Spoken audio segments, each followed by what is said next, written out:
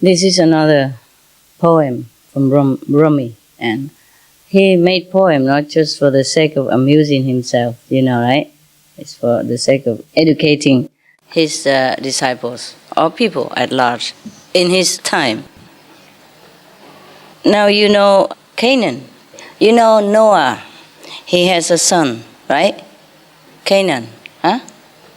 Canaan, not canine, okay? I have many canines. He has a son called Canaan. Canaan. This son has never been anything more than up to no good, yeah? I don't want to use the word bad because it's not positive, so I say he's up to no good. Or like good for nothing.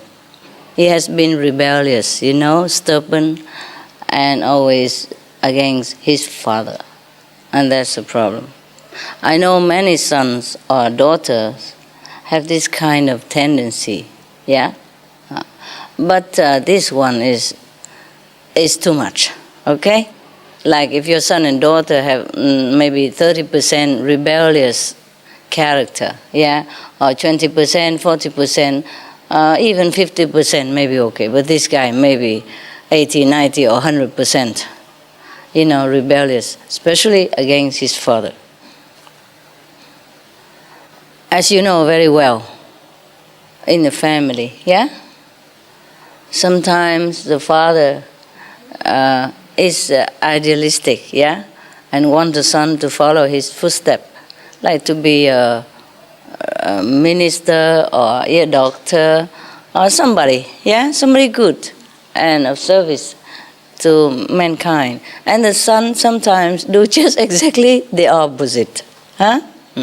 And sometimes the father is bad, like doing something that is against moral standard of human society, like robbing, or stealing, something like that. And the son is the opposite, yeah? Very pious, very morally fit, yeah? And virtuous and loving and kind, etc., etc. Now, in this story, Rumi wants to illustrate something, like even if one person is your so-called family member, it's not exactly that he or she is a family member, yeah? Yes.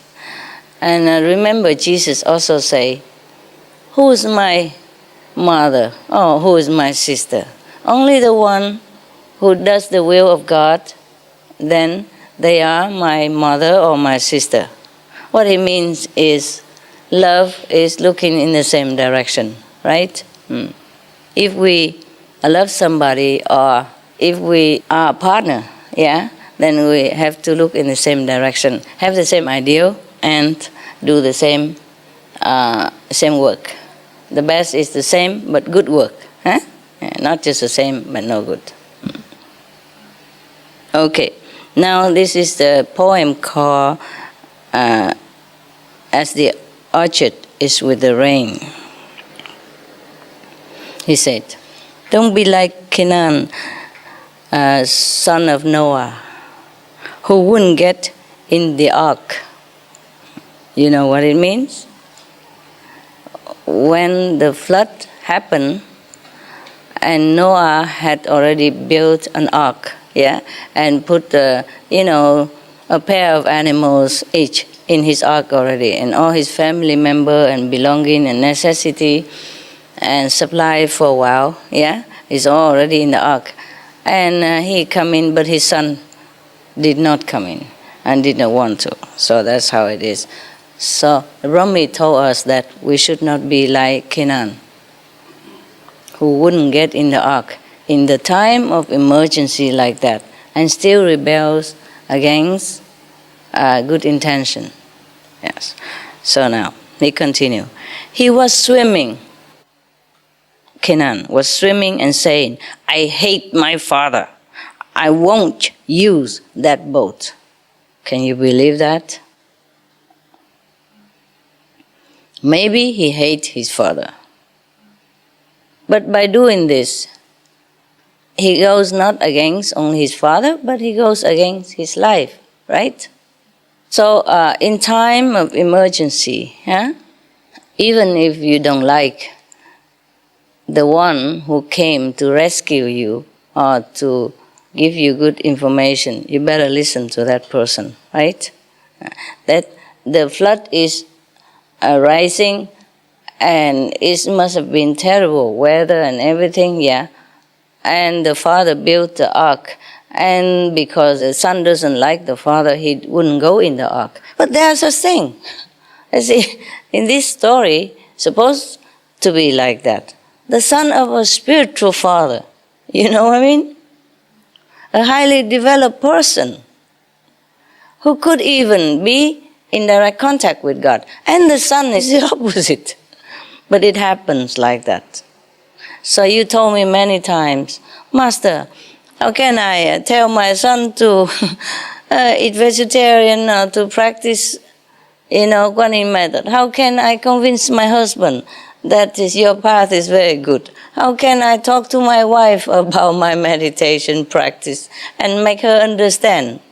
At least understand, not even to follow. How can? Yeah?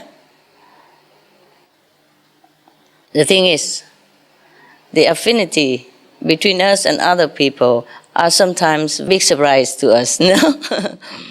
We would think, if I'm a mother, and I follow Master Ching Hai, all my family will listen to me, my sons, my daughter, and all that. At least my children. But no, not always, hey?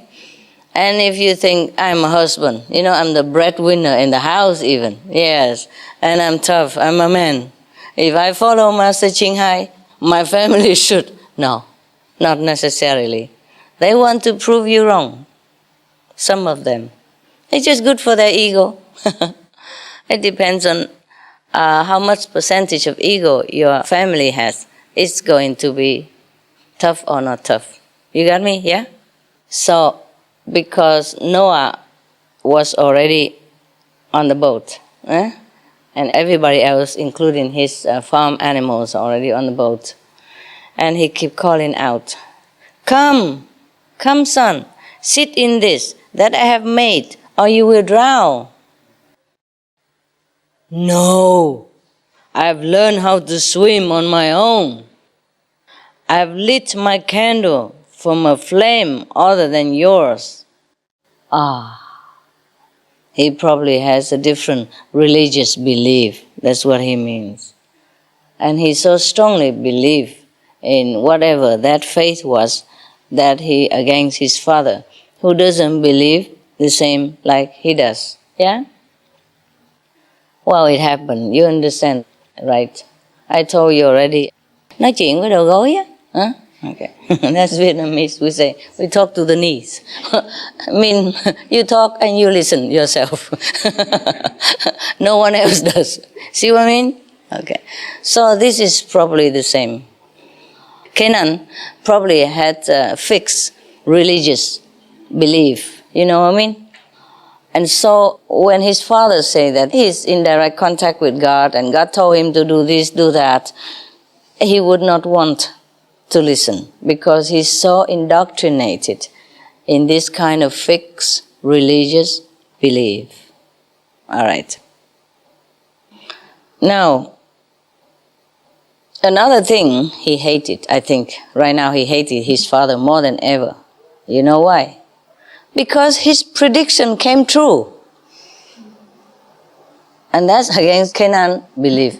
Because before, he already did not want to believe his father that the flood will occur, that he need to build a boat. Can you imagine building a boat where the dry land or on top of the hill where nothing, no water can ever reach and no water nearby?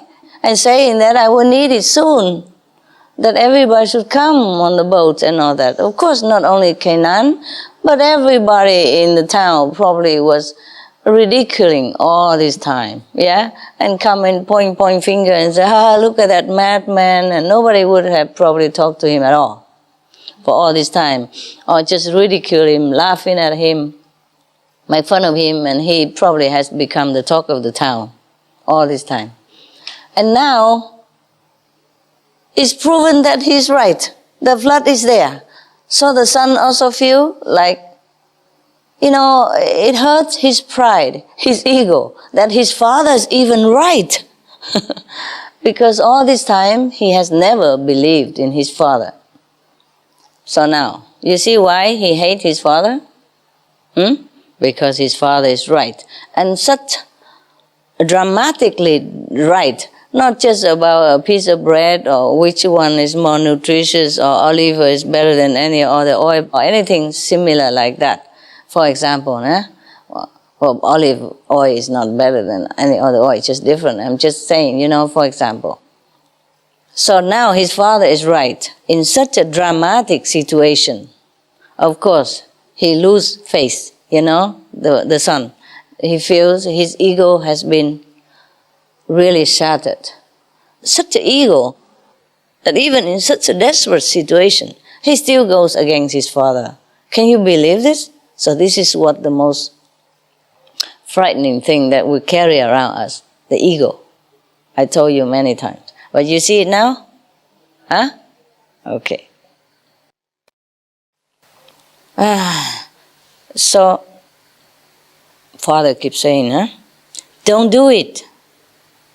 Canaan, this flood extinguishes all candles of human ingenuity. Only God's candle can make it through these waves. Stop your arrogant claims and get in. When he says candles, what does he mean? I mean the light of God. Yeah, it's just a parable. Okay, so Canaan trusted in the fixed doctrine, like fixed religious belief. And his father taught differently, like you have to be connected with God, yeah? You have to have this light within you, then you'll be saved. That's what he meant by only God's candle can make it through these waves. Everything else will be extinguished. Like the flames, of the torch, or any other candles. You mean any other kind of hope, any other kind of belief will not survive in this catastrophe. Right. But Canaan say what? No, I can make it to the mountain top. I'll be safe there. Swimming and talking. I don't know how he did with it, similar like that, I guess. Mountains are just bits of straw in this storm. There is no refuge except with God's beloved. That's what his father answered him. Mountains are just bits of straw.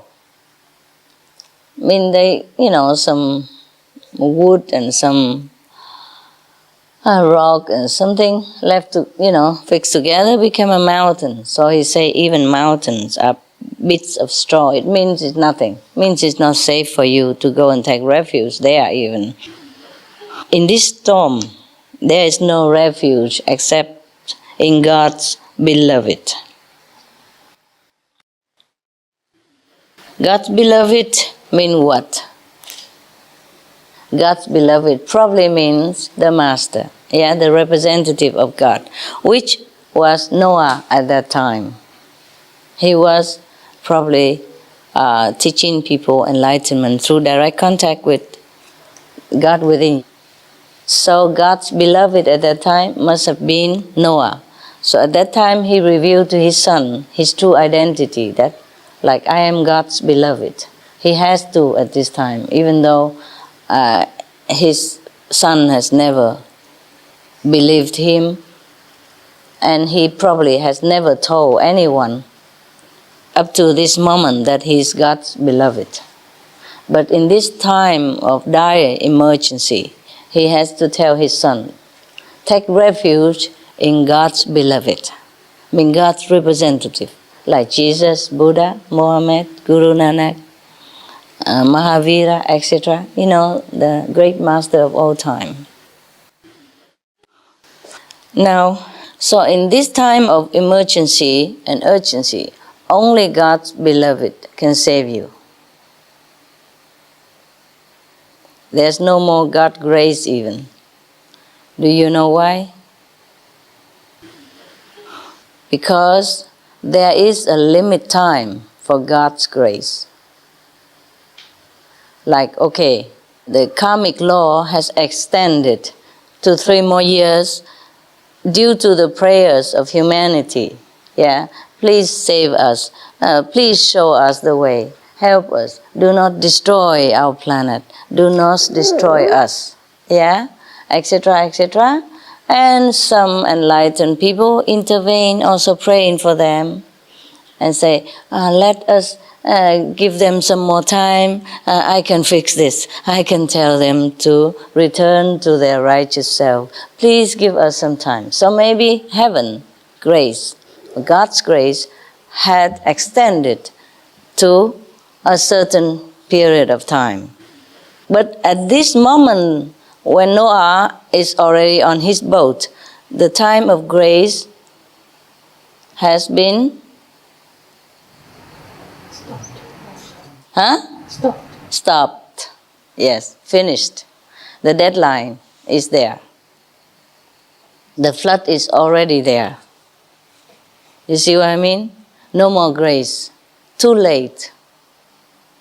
So he said that at this time, in this storm, there's no refuge. In this storm even, it's not just the rising water, it's stormy.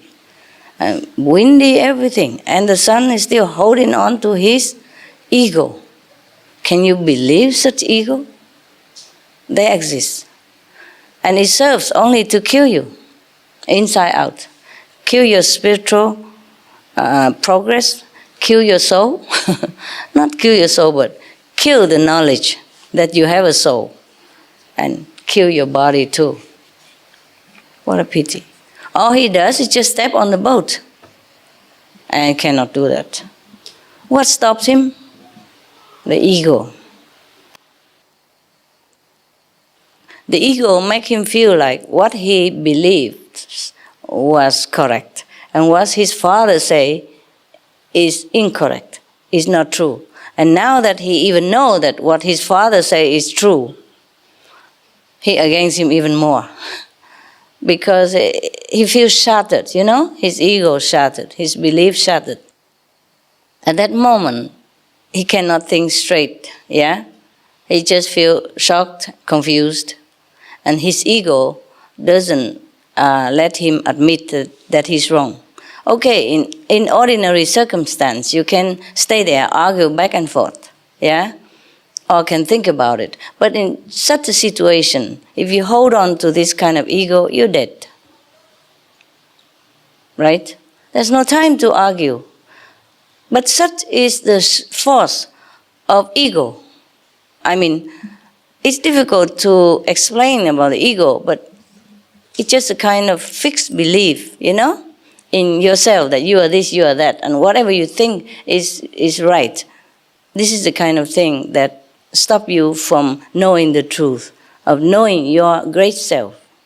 Because you're holding on to your small self. And you think that it's your small self. It's not even your small self. It doesn't exist. Whatever you think you are, it's just a bunch of thoughts, A bunch of gain knowledge, a bunch of belief. It's not even yourself. Just the thinking of the mind, or the knowledge that you have gained somewhere, that's it. So he said to his son, we should take refuge in God's beloved.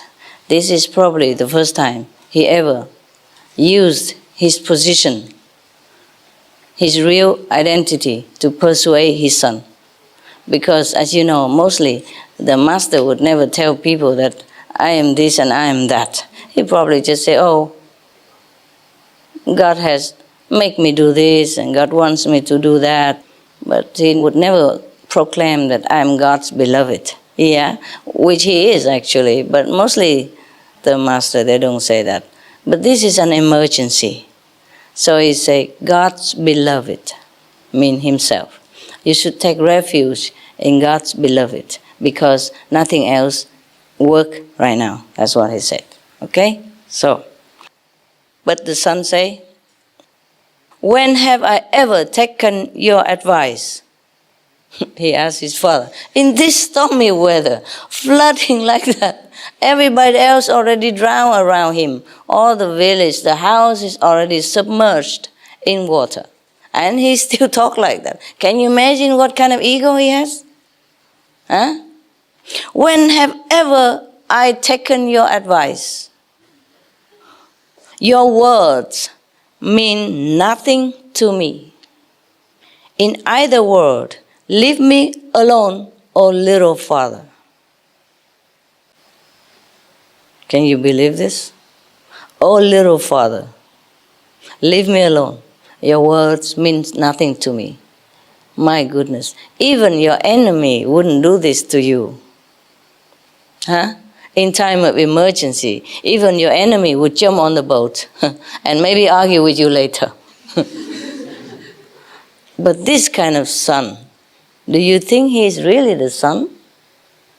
Must be the reincarnation of Maya, of Satan, of the opposite force, of the negative power that has infiltrated himself into the family of such a great benevolent master in order to make trouble, to block his mission, to cause misery, disappointment, and weaken his physical, mental power, whatever way he can, to stop the mission of the master.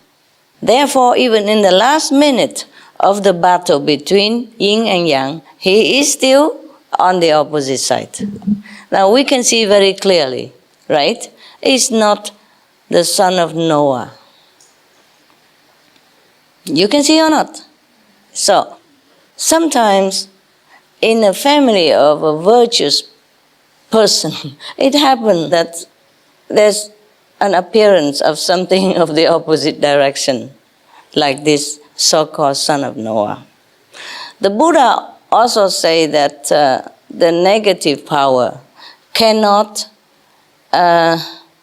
destroy him, cannot disturb him. So the negative power uses his closest one, closest disciple, to trouble him. That's always the case. The Buddha say the same.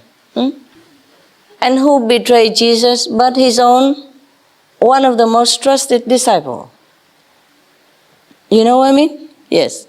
And who betrayed Buddha also? His own trusted cousin. But thus is the work of negative and positive power. It has always been like that. Where there is goodness, oftentimes there's badness next to it. Yeah. Like we and our shadow. Yeah? Okay. So Noah did not give up still. Of course, it's his son. Yeah? Or anyone. If he see anyone in danger like this, of course he try his best to persuade the person to, to follow him for safety, But so he continued, don't do this, don't do this. This is no time for self-conceit. Until now, you have shown contempt for me and for God.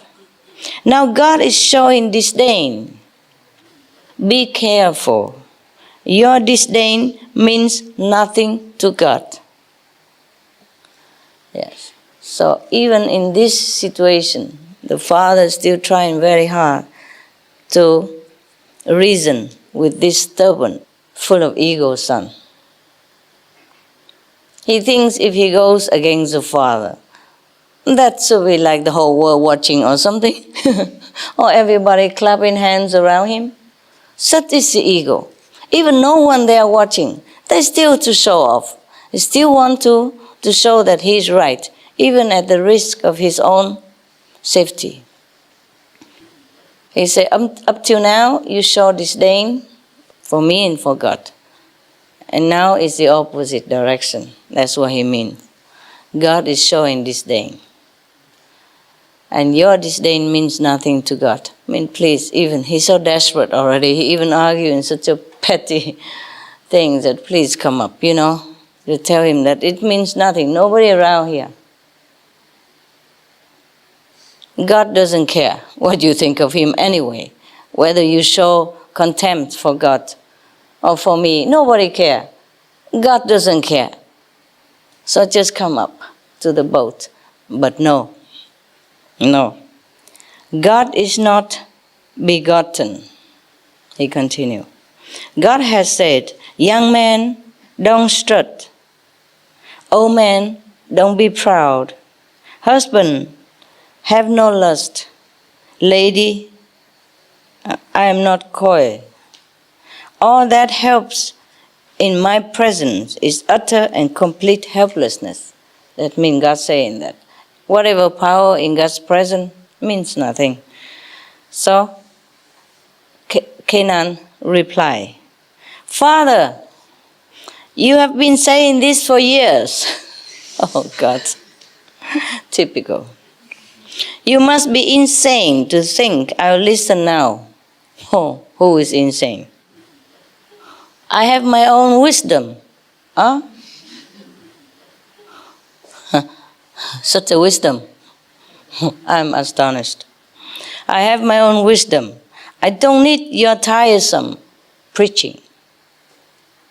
Can you believe that? This is typical. It sometimes happens not to such a grave degree, but in some case, you know, even what I say is correct or good. I just take it for granted, you know. So they're already used to with their work and all that, and they think they know everything already. Anyway, it's the same in the family, you know. That's why it's difficult to talk to your husband, your wife, or your children, or your friend, or your, you know, relatives about the path that you're going. Even though it's correct and logical to their ears even if they know it's correct. They just don't want to follow because it's you who said it. Who are you to tell me that you know better than I am? This is the trouble with the ego. And this is how civilizations have perished. That's how many galaxies have been destroyed, disappeared, because of the ego of the mind. Ego is nothing. Actually, it's just made up of a bunch of, you know, learned knowledge. And then you think it's you, that you know this, you know that. All the knowledge put together, that what you learn from others or societies or books, and you think it's you. You think you know it all. And that anything else is not right. Anything else that you haven't heard of, that cannot be true. Something like that. That's why it's difficult. In a way, I'm lucky because my families all became quantum practitioners, all by themselves. I have not even come to preach anything to them. I know it won't work. So they just heard about me from everybody else around them. And then they got curious enough, okay, follow me too. I have enough respect from everybody else already, and they know it must be okay. So by the time the neighbors come to tell them that, you know, your daughter has been very famous and great and people revere her and follow her in numbers, then they already have a prepared heart. They already have inner experience already. So I'm blessed with that. I'm lucky. Even though I have not always the opportunity to live with them again or to see them, but we are always together, you know, in the heart. It's very good. Yes. Okay. So the father continued. But what harm will it do to you, my son, to listen just a little longer? I mean, all these years, okay, fine, he has been telling all this, but he just talk a little longer. What harm will it do to you? Just listen to me. So they were calling back and forth, with Noah never relenting his admonishments to his son. But suddenly a wave came that buried Canaan and tore him to pieces. Oh, ow, terrible. Such a strong wave. Oh God, even a father cannot save the son. Can you imagine how he felt? And a spiritual father, the all-knowing, the all-compassion, all-loving, and cannot even talk to his son to save his life. And he died right in front of him in such a tragic situation and such a horrible death like that. Can you imagine how Noah had felt at that time? Can you imagine? So you're not surprised to see Canaan in this situation, so dead against the father, are you? Not much surprise, huh? Sometimes you experience that in your family, right? Yeah? And I experience this in my surroundings, sometimes with my closest one, or close assistant, or the one that I think would respect my words or love me so much. It's not always true.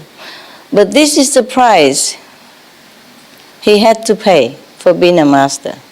You see, the Maya cannot hurt him. The king of hell cannot bribe him. Satan can never make him waver in his devotion to God, because he's in direct contact with God. He knows what it is. He has wisdom. He has opened himself. He become one with God. So Satan can never hurt him in any way. Even to kill him, he would not waver. I mean Noah. Even if Satan punish him, torture him, kill him, he would never have Noah on his side as an evildoer or as one of his subordinates. Just like Jesus say, even the devil come and offer him the 3 words. He say, "Get behind me." Yes? And when Buddha sat under the Bodhi tree and he became enlightened, and the Maya, the king of Maya, also came there disguised as a beautiful woman and dancing around him, half naked, whatever, like stripped, yeah, lap dance, whatever on him, and he doesn't move. He say, "I know who you are." And just bug off. I don't know how he say that in Sanskrit, but I would say bug off. See what I mean? Yeah. So that is the thing. The king of Maya, the king of illusion, knows that no matter what he does to the master, he will not waver, even give him the kingdom or anything at all. Maybe he take it, but he tell the Maya still bug off. Actually, whatever the master had in possession, it was because of his or her own merit, In a former life, maybe they're charitable and give it a lot to people. So in this lifetime, they may become wealthy, healthy, and have a lot of abundance of food, money, everything. But that is not from the king of illusion, It's not like the Maya come and say, "Bow to me and you have the kingdom. You can rule the world," and all that. And of course the master never bow, never care. Yeah. Even if he became poor or stripped of all of his possession and became even a beggar on the street, he would never waver his faith in God. That's why Buddha doesn't even come back to be king. He continued to be just a mendicant, a monk who has nothing. Then he has everything too. If he is a king, only his subjects pay respect to him, or not. But he is a Buddha, a master. All the nations pay respect to him. Except his cousin, of course. He wage wars against him. He make his own separate faith against the Buddha and even try to assassinate him. For example, like that. So the king of Maya knew that nothing can hurt the master at all except kill his son, which is he himself. He reincarnated into the family of Noah become a son, so that he's beloved, yeah? And his father love him and care for him because he's his son. And then he died in such a tragic way, just to hurt him. The same with many people. When they're frustrated with family members or something goes wrong, they go kill themselves. In some way, they want to punish the living. Not just punish themselves. They want to die so that the people behind them have to grieve and blame themselves and be in sorrow forever. You know, like, how dare you offend me? How dare you did that and this to me? How dare you scold me so much? Now I die, you'll be sorry forever. You will blame yourself forever. You feel guilty forever. Okay. Similar way, the Maya, apart from hurting the master already, but still the master will never give up God to be with him anyway. He tried the best, like hurting the one that he loves, hurting the one that she trusts, something like that. Or turn the person that he or she trusts against the master. That hurt the most. You see? Cannot do anything to the master, just use something else around it to hurt him. This is the thing with Maya, with the negative power. But that is also the price that any master has to pay. Not the same case, but similar situation, or in a different way, always the master has to pay some price. You see, either with his life, reputation, or the feeling of the heart, anything at all, anything at all. To be a master, you have to pay, and pay a lot. No matter what you are, no matter how high position you are in heaven, no matter how high the spiritual attainment you have reached, you have to pay in this world for saving people. Because you are interfering with the law of karma. Even though you awaken people, and they save themselves also. But still, you come and tell them how. You come and tell people, hey, look, you listen to me and you'll be free forever from the Maya, from hell, from suffering. You'll be glorious now and in heaven. And the people saw that. It's true what he said. Follow him. And of course the Maya lost. You see, the more people follow the master, the more Maya lost. So if the master succeeds in convincing people to free themselves from the trap of Maya, you think the Maya is feel happy? Oh, bravo, master, take all of my subjects, take all of my souls to heaven, leave me here all alone, ruling myself. Would he feel like that? No, of course not. Miserable. Lost one more soul now. What am I to do? See what I mean? Yeah. So that's why he fights this battle bitterly, so he can retain the control of all the souls under his grip. He likes that. It's just the work of the universe, you know. There is positive and there is negative. And they're fighting together. Maybe that's how the world becomes colorful. Yes. But if we don't know it, we suffer so much. Okay? Yes. So maybe we have suffered already. Okay, we have tasted the bitter and the sweet of this illusionary world already. And now it's time we want to go home. We say, I had enough with it. I don't want to play no more. I want to go home. I want to go home. Okay. Then the master comes and says, hey, this way, baby. And the master, what? You've been playing all this time? Huh? You play with my toys, you eat my food, you breathe my air, and now you say you just go? Go? How? I show you how. Huh? You see, just like that. Similar, you watch some movies, or it may be in real life also, you know, like if somebody, by some circumstances, joined in some gangs, yeah, and became a gangster. Maybe his heart wanted to be a gangster, or maybe just situation forced him into it and he's trapped and he cannot get out. And the trapped one really doesn't like what he's doing, being a gangster, robbing and killing people or doing things that is against his conscience. And he normally never would have done that if situation had not trapped him into it. You see, sometimes once you innocently talk to some gangster and then you just buy something from him or take some favor from him just by sweet talk, and then later you trap into it, you tricked into become a gangster yourself. And then, or maybe they use your parents, kidnap your people and use it against you, and then you have to follow them and do what they say or else. Something like that. Or they will expose you to the police, and then now it's kind of too late and you're trapped in there. And now you want to get out. It won't be easy. You know that, right? Even all the films show that, if you want to get out of the gang, sometimes you get killed. They eliminate you because you're no longer with them. Yes, you so-called betray them. And also they don't want you to go out in case you tell the police about the secret that you know about them, things like that. So you get eliminated.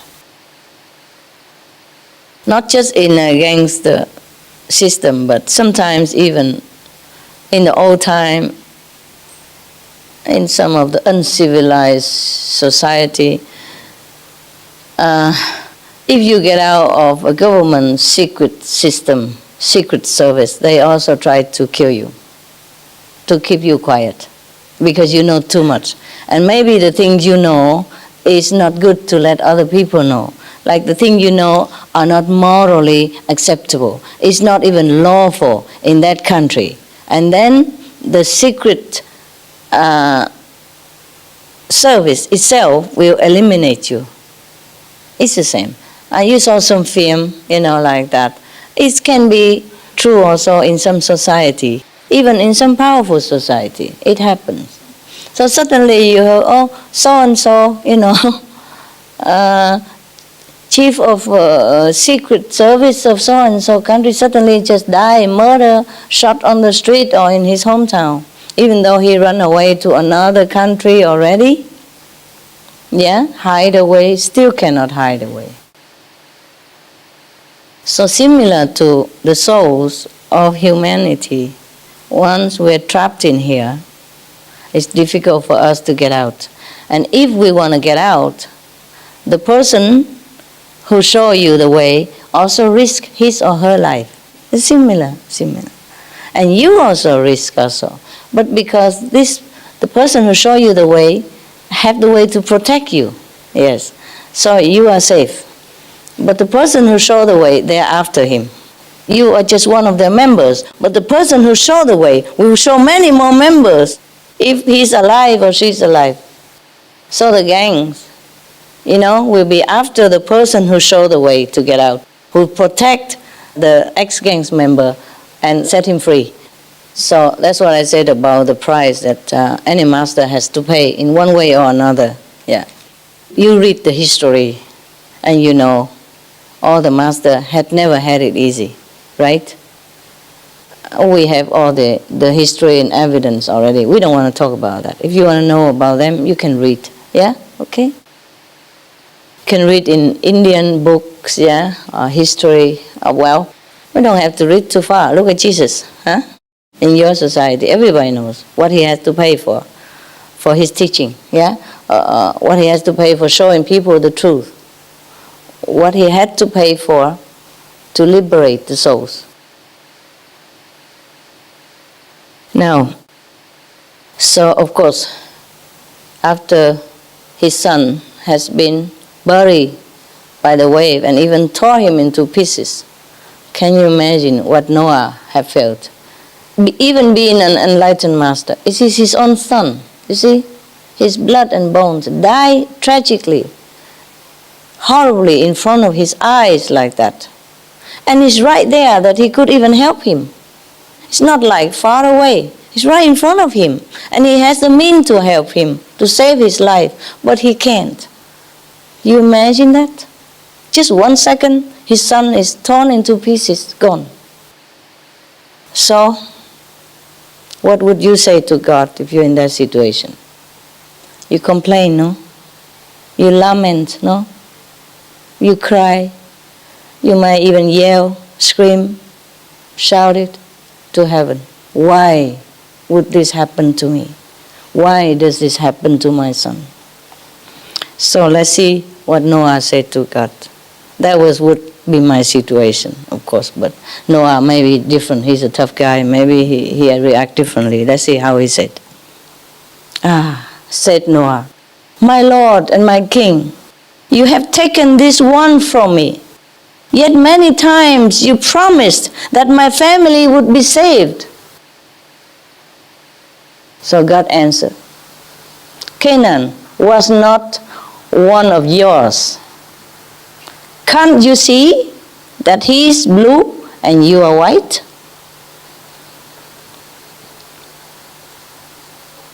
What does God mean by that?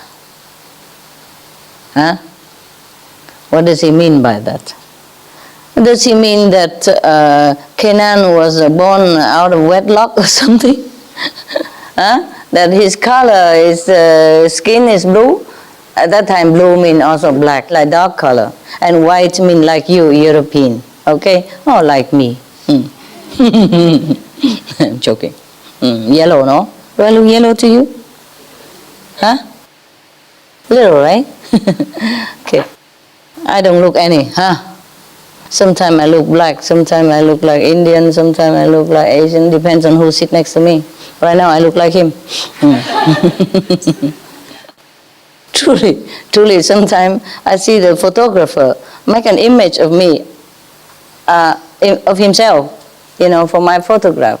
You don't know it because you don't know who took some of my photo, but I know very well. If so-and-so took my photo, I look just like him, like his sister. The face, really would be longer or fatter or skinnier, it depends. Yeah. Except when I direct him how to take my photo, and where, then it's maybe different. But if he take it spontaneously by himself, then I look like that guy very much, or that girl, whoever. Yeah, most often like that. Or whoever sit next to me, I look just like them.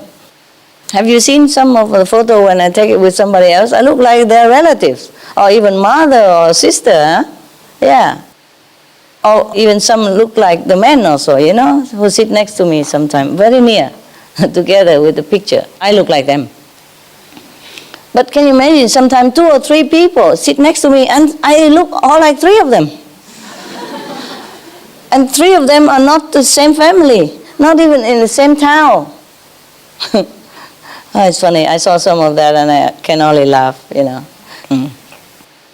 So here, God told Noah that Canaan is not his family members, because Canaan is blue and Noah is white. Can you tell me what he means by that? Anybody? Oh, the wise Buddhas? It's mentioned in the Bible, in Old Testament, that Noah, when he was born into his family, he was an exceptional baby. He had blue eyes and white skin that no one in his family had. Yes. So that's why he was born like this, directly from God, blessed by God, it seems. But when he bare his children took from his ancestors, perhaps. Oh, so he think Canaan took is from his ancestors? Some of his, yes. I have seen some of the terrible dictators, butcher of the history, and they look so handsome. But when I look closer, I know who that is. Very, very well. Behind the handsome face, I see who that person is incarnate, just from photo alone. Because when I read history and all that, or see documentary film or read in books, and they show photos of so and so, who has caused untold misery, a miserable death to people, lots and lots of death to people, and who kills without blinking an eye. And I thought, how can such a handsome looking person, can be like that? And I looked closer. Oh my goodness. I saw all the trace, I saw the face behind that face. I know he's not from our world, I know he's not from the positive power. He's a king of the negative. He's Lucifer incarnate. I can see that even. Because I could not believe, that any person can be so wicked and so bad, I mean, inside out. And I thought, okay, maybe in a war or something, revolution, sometimes people would die by fighting each other, But it cannot be from the heart of a person who deliberately, orders so many torturous deaths. And so I look at the picture, one of those, I'm not telling you whom, and look at the first glance, all handsome, very good-looking men. So I shook my head at it. Cannot be true. Because we all imagine, if an evil person must look very ugly or, at least dark looking or something, or have some horn. No, not necessary, but, oh, that guy was so like chisel face, And I look further, oh, jeez. I see the real face. Not like it appear on the photo, but you can see it. You know what I mean? You can see it. That is not the handsome face. It's just the face. But that face is resemble what face? I know that very well. Resemble the devil, truly like that. Without horn, without fang. I can see it very well. Noah, okay. Light skin, but his son was darker. Dark skin, of course, yes. Okay, now. There is another episode, may I ask? Tell me. That showed how cold-hearted Kenan was. Yes. In another instant in the family life. Yes. A summer, Noah had collected a lot of grapes, and he ate a lot of grapes. Who eat? Noah. Noah eats a lot of grapes, yes. But grapes were fermented. Yes. So he became drunk. Oh. And he was very happy, and he removed his clothes and started to dance. Understand. So Kenan, when he saw his father, he mocked him. Yeah. And made fun of him. Yes. And ridiculed him. Yes. But his two other sons, when they saw their father in such a weak state and Yes. fragile position, Yes. took a piece of cloth And cover him. and covered him and comforted him and said, never mind, come and sleep it off. Yes. Put him in his bed. Understand. So this is the sons, the true sons, Yes. how they behave Yes. when they see their father or mother in a fragile state. Yes. It's very easy to kick someone in a fragile state. Yes. Yes. But Kenan did that. He was Yes. very cold-hearted. Yes. Otherwise. Even he is the son. So the other two sons are two sons, and this son is really there just to torture him. The Canaan. That's so I told you already. He must have been the devil incarnate then. I told you that. Okay.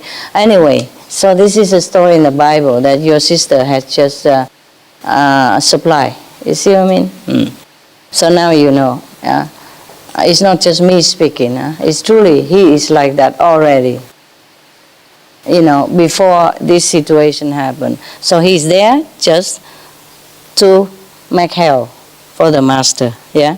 And in the sun and heart and all that, probably they became fermented, and Noah did not notice that. Yes, so he ate it. And then he became drunk. Yes, it was by accident. And knowing that, the son, of course, should have helped him. Yeah. But he didn't. Instead, he mocked him, and ridiculed him and all that kind of thing. Instead of helping him or covering him, because if he remained like that too long, he might die even, being cold or maybe falling down, and because he's not used to it being drunk. His true sons rebuked this son, saying, this is not the way to treat your own father. Yes, it's correct. He was rebuked. Yes, okay. All right. And even that kind of son, the father, true to being a father, still want to save him so desperately, and still feeling so much pain when he lost him. So this is a true love of the father. All the father loves their children like that. Not to talk about that he's being a master and being compassionate. He's a true father as well. So in the family matter, he's a true father, a good man, And in the spiritual matter, he is a true awakening saint. But this is the price he has to pay. Living with such a devil as a son, and having to feel his heart tormented when his son died in such a horrible way in front of his eyes like that, and he could not do nothing. So of course God understands that. So God said to him, don't you see? He's not one of yours. He is blue, I mean dark color, and you are white. In India, they say blue when it's kind of dark and black, you know? Like they say Krishna also was born a blue color. But it's not blue, they're just dark color, like Indian people. Kind of bluish, I guess. A tint of blue or something. Yeah. So that's why sometimes we say black and blue, you know? Dark blue, it's like black too. And God continued comforting Noah thus. When a tooth is rotten, pull it out. It's not a tooth anymore. The rest of your body will be miserable if you don't. I mean, if you don't pull that teeth, rotten teeth out, the rest of your body will be miserable. Be rid of it, even though it was once yours. And Noah replied, I am rid of everything, my Lord, except your essence. You know how I am with you. As the orchard is with the rain, and 20 times more. Means the orchard needs the rain so much. Without the rain, the orchard cannot blossom. He said 20 times more than that. I'm with you. I need you. Yes. Living in you, rejoicing in you, like a beggar, receiving all he needs directly from wealth itself, with no one's hand in between. Not united, not separated, perfection. No qualities, no description, no cause. Before the flood and after it, every word I say is of you, in you, from you. As a woman speaks night and day with the ruins of her beloved, where now she lives in perpetual conversation. Like even the husband has died, yeah? But the wife who loves him so much, they still live in his company, in his presence, and talk to him all the time. Because she's loyal to him, that's what it means. He likened himself, Noah, like such a woman, yeah? He always with the beloved, no matter what situation, even after death, because there has never been separation between them. That's what he means. A lover seems to be facing wreckage, but I hear the song of praise coming back from the ruins as an echo of your name. I love your name, in God's name. I love it double. That's why the prophets love the mountains, because of the echoes. Little low hills won't do. They don't send your name back to me when I say it. Wow, such a devotion and a poet. Who can praise God better than Noah? Said God, Noah, Noah, I will raise Canaan and all these others from the dead if you wish. I don't want you to grieve, Noah. So Noah say what? What would Noah say? Guess. Tell me. Are you Christian, by the way? You are, I bet. Many of you. What would Noah say after God promised that he would rise all the dead, including the pieces of his son, Canaan? What would Noah say? What would you say? Please? No? Please do it? No? No. Okay, good. Good boys, good girl. So Noah said to God, no, drown me too. Keep drowning me every moment. Your will is my joy. I carry it with me as my soul. I only see you. I am in love with whatever your creating does. You make happiness, and I am grateful. You make disaster, and I am patient. Anyone who loves your making is full of glory. Anyone who loves what you have made is not a true believer. Yes. Okay. Most of us, we love only what he made, yeah? And he makes. Oh, we love this world, we love whatever, that comfort in this world, we love whatever, nice in this world. But we don't love the making of it. Like, okay, God make the flowers, but now God wants to do the making of destroying the flowers, yeah? Or maybe creating something new after that then. That should be God's will, and we should rejoice in it. Because whatever God destroy, God will create again. But when God tell you to make a boat, yes, to save yourself from drowning, from the flood, then you should listen. Don't say, I like you, destroy me and my family, everything as well. Don't tell me what else I love. Yeah, fine, you love God making. You love God's action, fine. But when God tell you to do something else, even contrary to what he's making, then you also have to listen. So here in this case, after God has comforted Noah, he remembered himself again. In a moment of grief, he's lamented because he thought maybe God has broken his promise.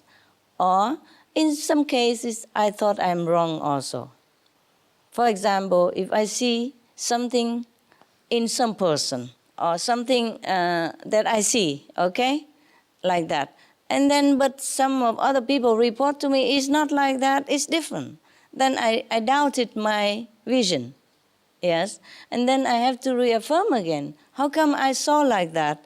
And then I asked the person or the persons, and they told me it's not like that. So am I wrong or I saw the wrong vision? So it confirms again that the persons who report to you are wrong. Because sometimes intuitively or visionary, I see differently. And then when I confirm it with my physical, for example, assistants, and they say different story. And I also have sometimes difficulty to verify whether it's true or not. If I don't have the evidence in my hand, then I just have to take their words for it. And then check in again whether I'm wrong in the vision or my intuition is incorrect. But it's always correct. I found out sometimes later when I have enough evidence, not the evidence that the assistant reported. So after many times of verification, I, of course, trust myself more, yeah? But still sometimes difficult. When all the evidence against your knowledge, your intuition, it's difficult to tell people that it's not so.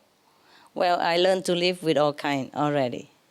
So now, because God has promised Noah to save his family, so of course he's surprised why his son is drowned and torn into pieces, no? Yeah, of course he'd be surprised. But the thing is, even though Canaan is supposed to be his son, but he's not his son. Not in the spirit. Not in the heart. maybe not even in the blood. So he's not the family. Yes, okay? The one who are our relatives are the one who are one with us. Yeah? Same ideal, same direction. Otherwise, they're very difficult to live together as relatives. So it proves it here also. So after God has told him the truth that he is not one of yours, he doesn't mean physically only. He means it in the spirit, mean in the heart, in the moral way of life. Canaan is none of the quality that Noah has. He is completely opposite of him. He is alien from him. So he's not his son. Of course, after the moment of grief and shock and confusion, and when God comforted him first, Noah immediately understood and go back to himself again. And he knows, oh yeah, of course, things come, go on. Only God is true.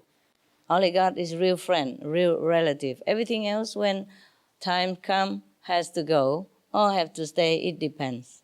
He immediately remembered. You see, of course, he was shocked. Not because of the event itself only, but because God has promised him to save his family. So he doubted. Maybe God has broken his promise, or maybe his vision is wrong. Just like sometimes I see the vision different than what it might have happened, and then I have to verify differently, a different way. I know this very well. I know this very well. It's not like this tragically, but it's many instances similar, yeah, and other instances also. For example, I was shocked when I heard that the president of Slovenia died, yeah, Dr. Drnovšek, because I asked heaven, is he going to be all right? And he's going home. He's coming back home soon, no? He'll be okay. He'll be going home soon from the hospital, no? So the answer is yes. So I didn't check any further, you see? So I thought, okay, he's now in hospital, ill, but in 2 days he'll come home. That means okay. So when he died, I was shocked. I said, you said he's going to be coming home, okay. He said, you didn't ask me how long. So he did come home for a few days, you see what I mean? And he was okay. And it was true. He even sent greeting to me and saying that he's okay. So of course, thank you. You know, I thank heaven. So when he died, I wasn't prepared for it. Because once somebody came home from hospital, check up already, and he's okay, and even sent my greeting and say he's okay. He himself sent a greeting to me, saying that he himself is okay when he's already home. So what do you expect, you know? Of course, I don't continue asking further. It's so obvious to me that he's home and he's okay. And then he died a couple of days later. So I lamented. I said, you say he's home and he's okay? And then heaven told me, but you didn't ask how long.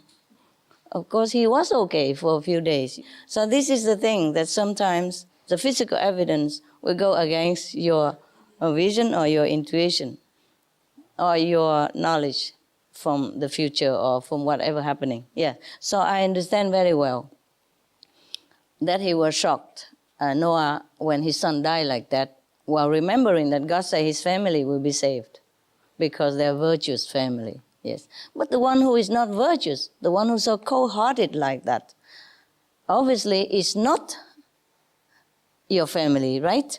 The family is the one who love each other, right? Who help each other and who are one with each other in many ways. Not this one. He's even worse than enemy. The enemy sometimes see in you in a weak condition, fragile situation, like what your sister just mentioned about the Bible, like Noah when he mistakenly eat the fermented grapes and being drunk and, exposing himself into a fragile situation. And his son mocked him, ridiculed him, instead of helping him to go into a safe place or cover him up, to protect his honor and his life. So the other two sons say, this is not the way to treat your father. You see? So they help him and cover him up and put him to bed for safety until he recover. Yes. Because it's not him who is like that. It might be the karma that make him eat the grapes without knowing that it's the fermented grapes. Or maybe he even knew it, but he had to do it for erasing some karma of some people, or the price he has to pay for being a master. Either way, he's in a very fragile and difficult and weak situation, dangerous situation.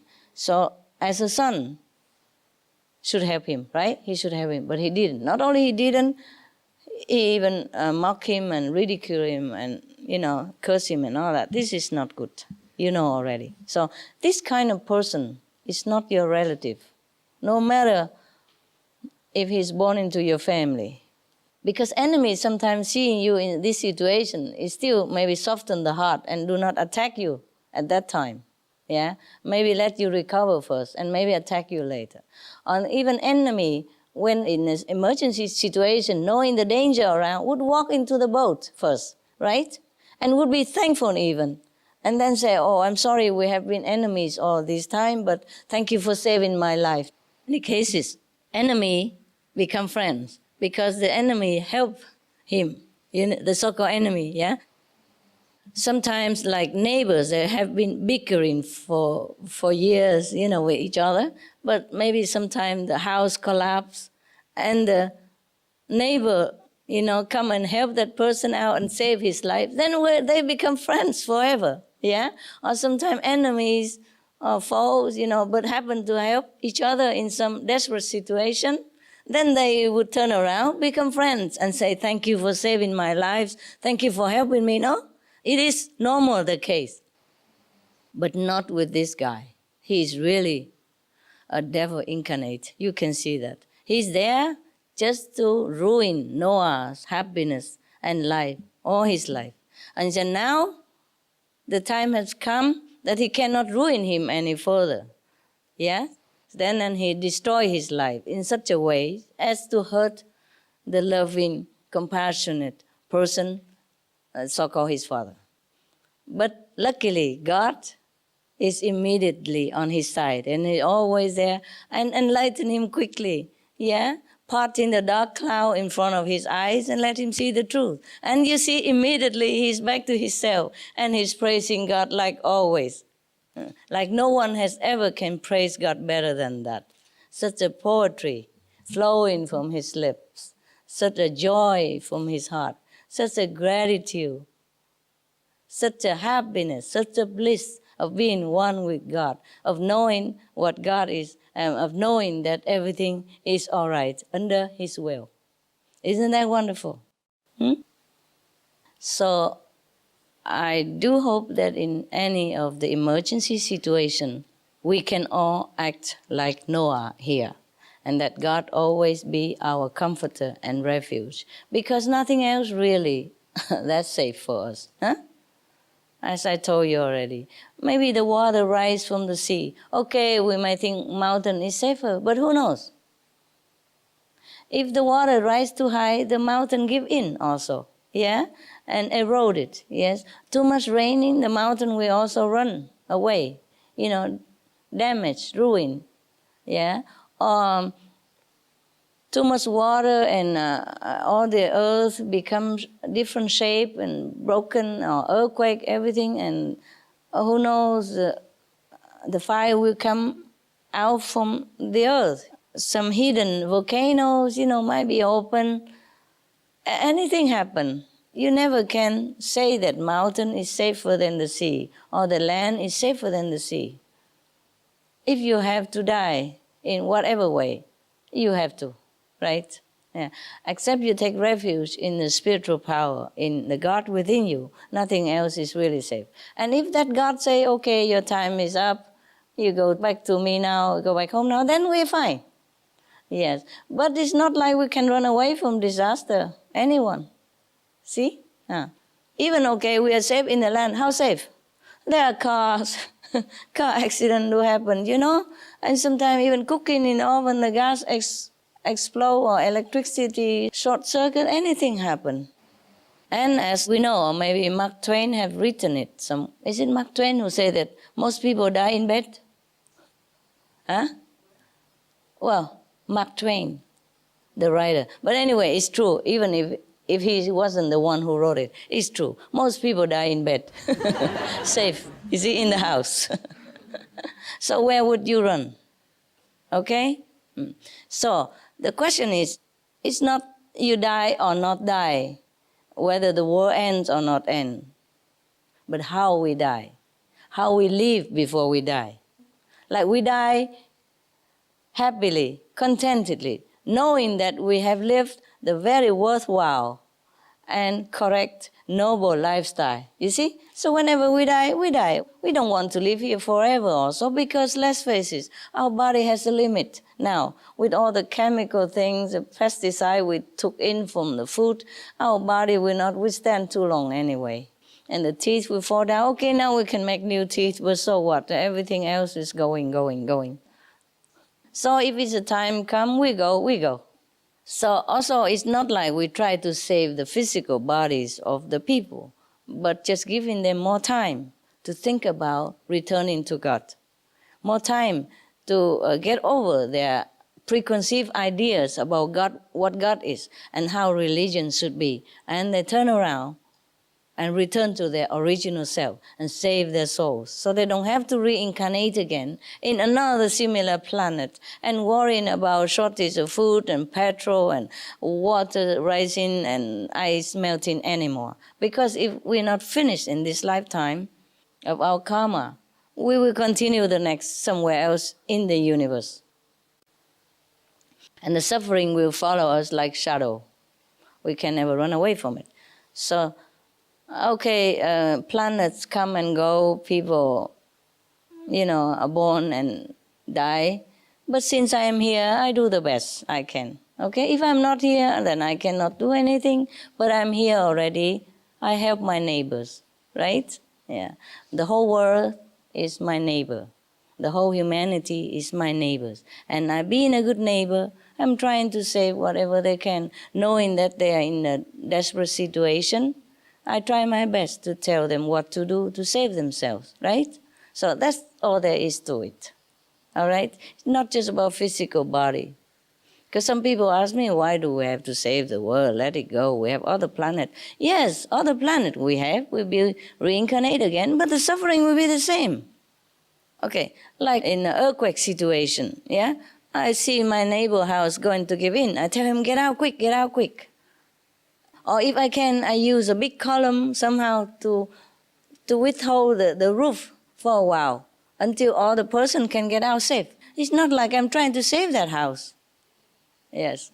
It's just for people have time to get out. You see? Yes. And if I can save that house, it's okay too. Yeah? At least people are safe. But if in that situation you tell that person, okay, never mind that house, let it go. Oh, we have another house next door. Another house is the same. And people already die in that broken house. And how can they go to the next house? Yeah, and if they go to the next house in the earthquake, they might break also. So the suffering of this world is just a premonition to the people who live here. They should know that, okay, if you don't change now, you will have the same next lifetime. So we trying to save the planet to give them the time and the chance. Okay? All right. Thank you very much for your attention. You've been good.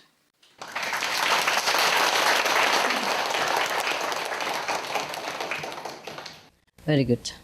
Okay, guys. I go have breakfast. You take a break or meditate. And go home, right? Tonight or tomorrow? Some tonight? Tomorrow? What did I hear? Tomorrow, huh? And some tonight, right? Some tonight. Little, huh?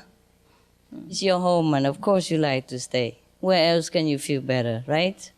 And I understand that. I understand very well. I wish you stay forever. But we will stay forever in heaven later on, okay? The thing is, no matter how big my house is, it's never big enough for you to stay forever like the way you want to. I would like you to. You are fun and you're good. And when you're here, you meditate and it's good. Yeah, very, very good for the world, very good for yourself.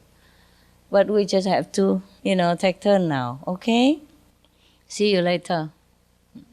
Meditate or have a quick break and meditate. Don't hang around too long because you have to go eat now, soon. So make the best of it. Meditate now. Just from 5 to 10, you will be all free anyway, okay? Try to meditate whenever you can. You make the best of it. Some people behind don't see me, okay? I'm coming. Going. Love you. Yes. And the heart-to-heart connection. You see, Canaan has been touched by his father all his life. He has been born from his own body and touched and hugged him all his life even. Does it change him? No. If you believe, eyes to eyes contact with us and love from the heart.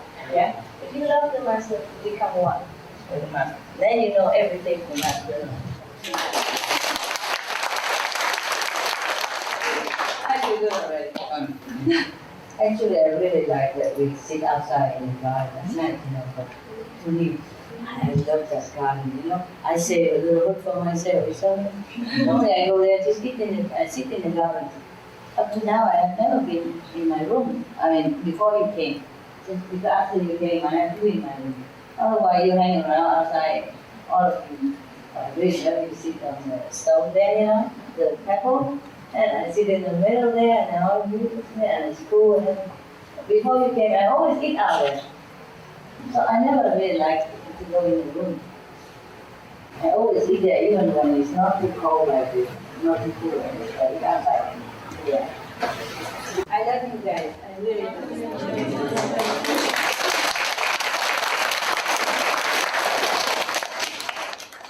Thank you so much. Yeah? We all thank them, don't we? Yes, we're grateful to your help and support and your friendship. I also have to thank the people who came here earlier, sacrificed their time, their labor, to clean up the place and make it nice for you to come. There has been a lot of work. They came to work, okay?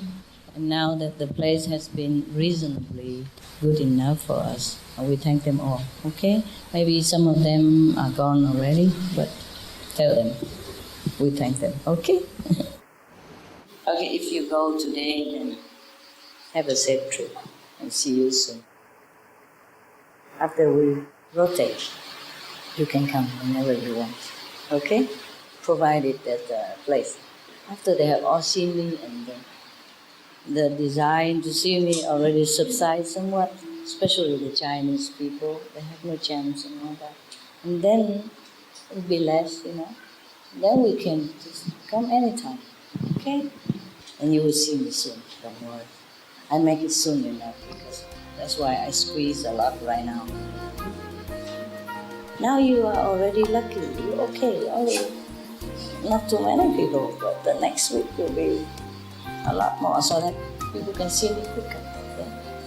Every week, 2 times. I'll be busy. I won't have time to miss you, sorry.